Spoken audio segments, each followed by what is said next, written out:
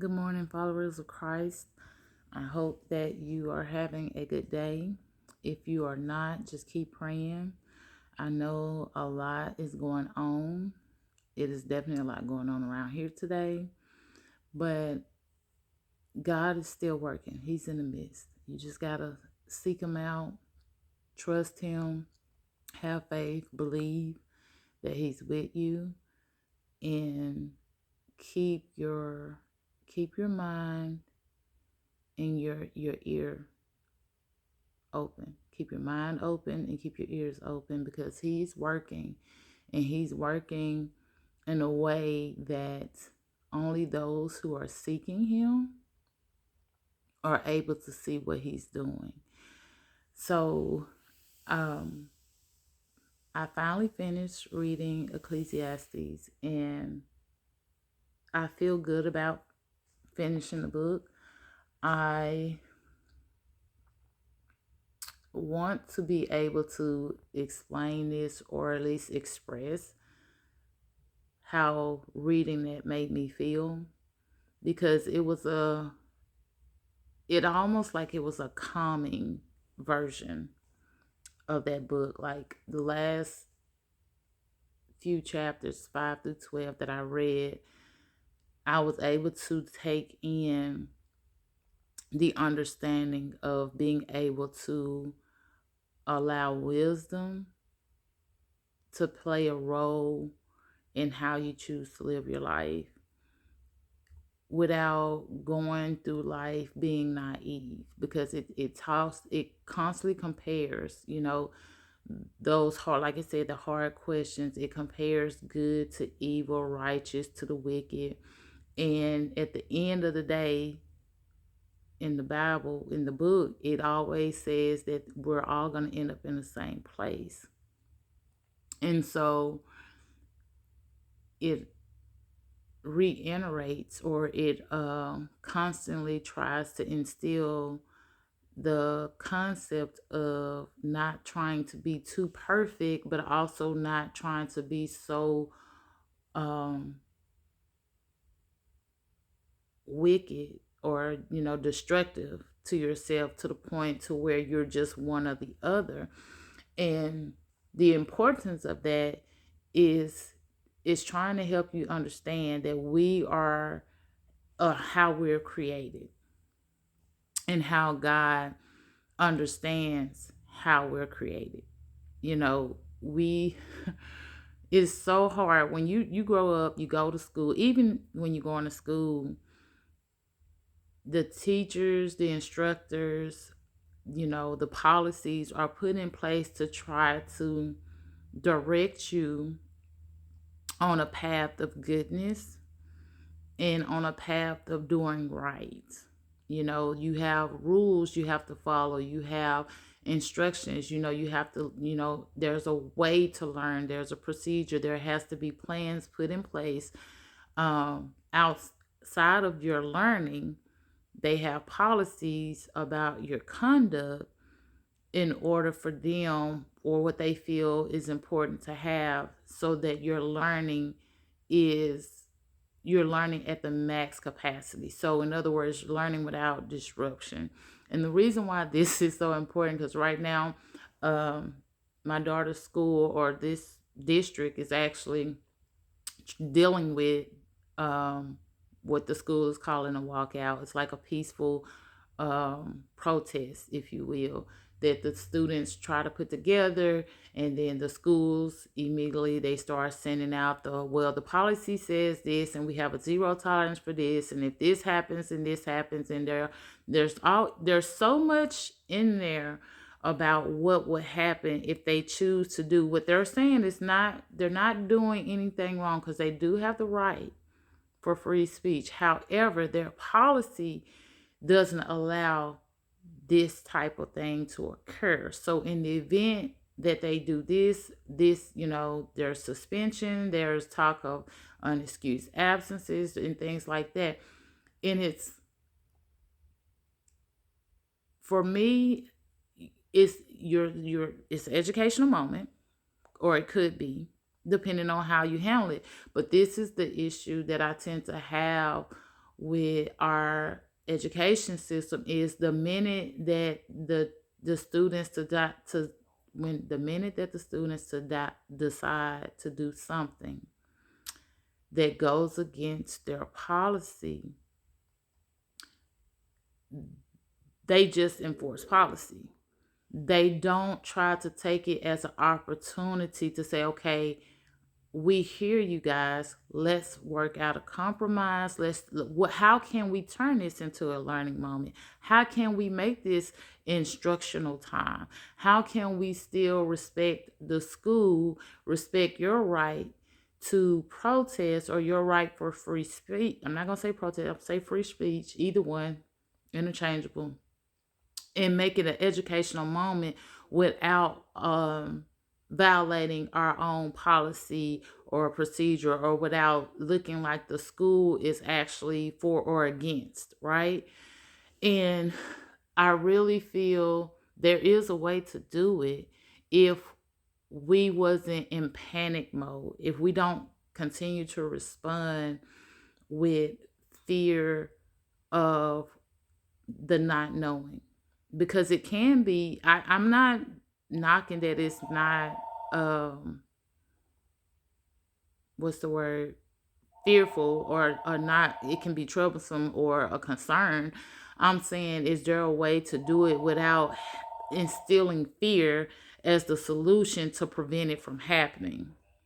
I guess that's my thing. It's like, okay, the moment that there's something happen, or the moment that students get in a position to where they are going to do something that the school feels like they're not going to be able to control or maintain in a peaceful manner, they allow fear. They try to instill fear in the kids to prevent, instead of saying, okay, let's look at this. So what can we do? And so I say all this because in Ecclesiastes, when I was reading about how it was saying use wisdom to make those hard decisions.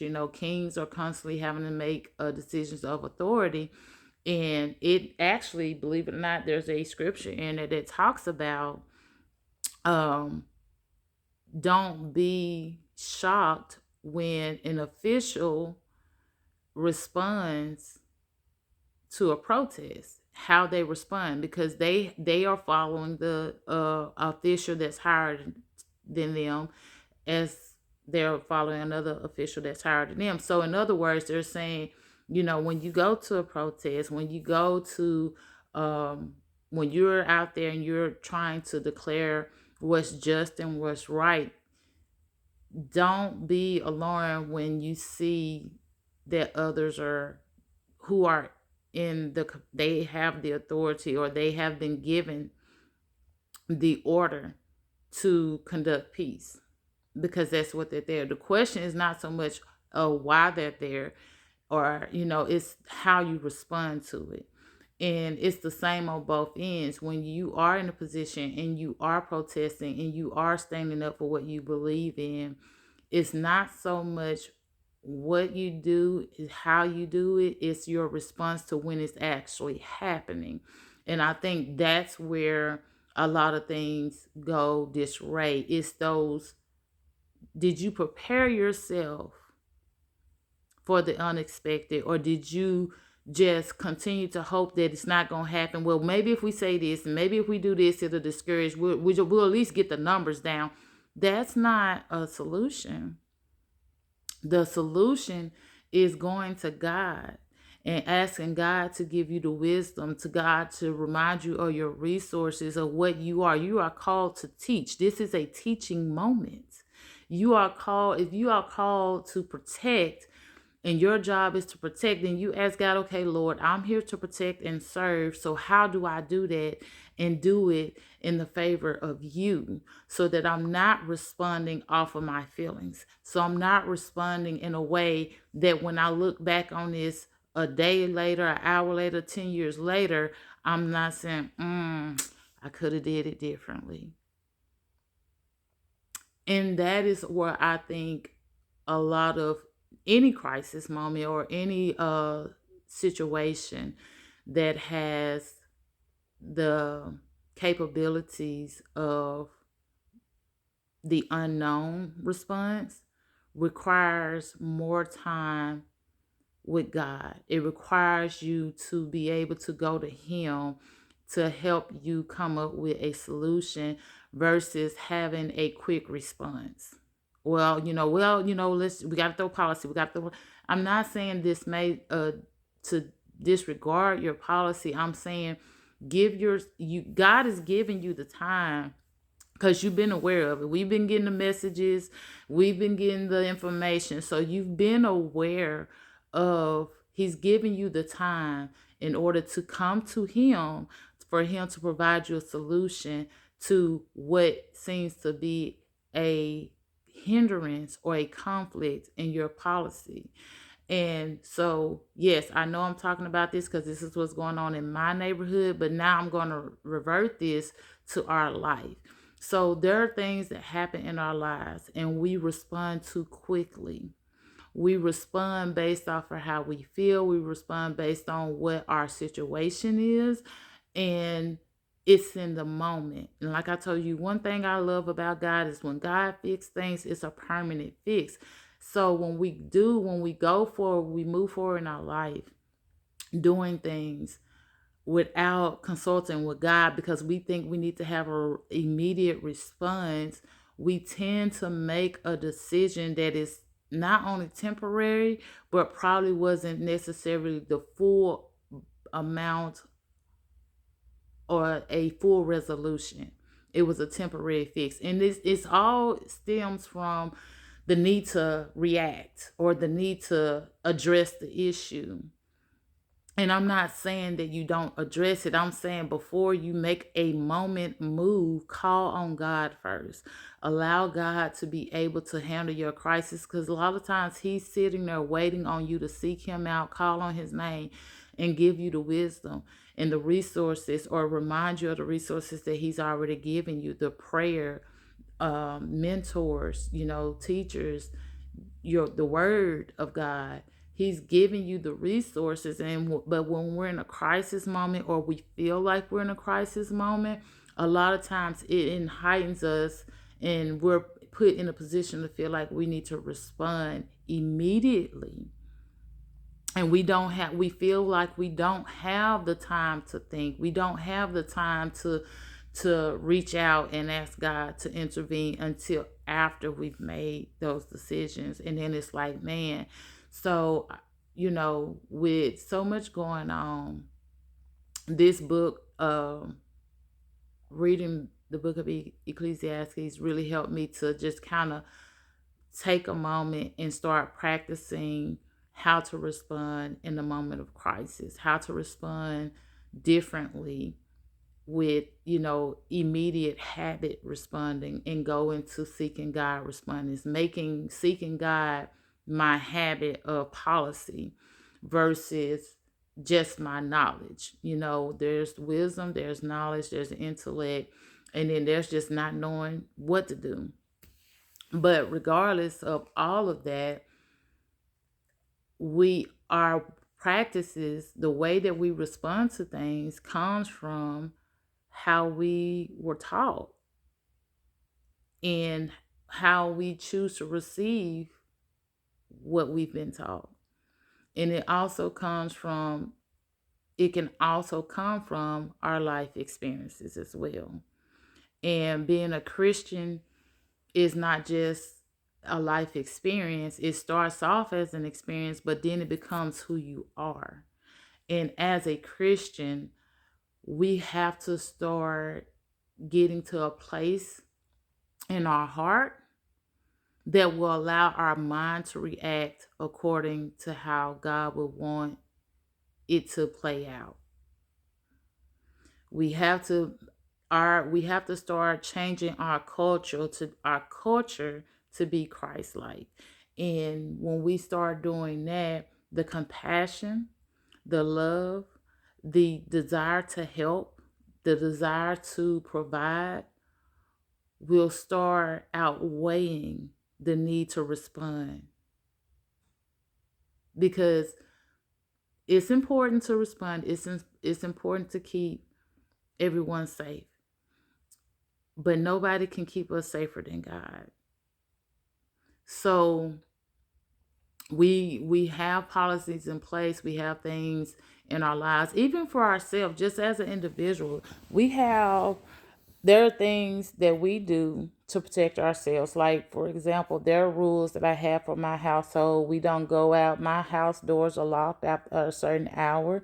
I don't drive late at night for certain reasons. And it's not necessarily fear. It's just, I get sleepy. I go to bed early. So I don't want to be out on the road late at night driving, getting sleepy, and I'm endangering the lives of others, including myself. So there are things we have in place in our lives and how we practice living to protect ourselves.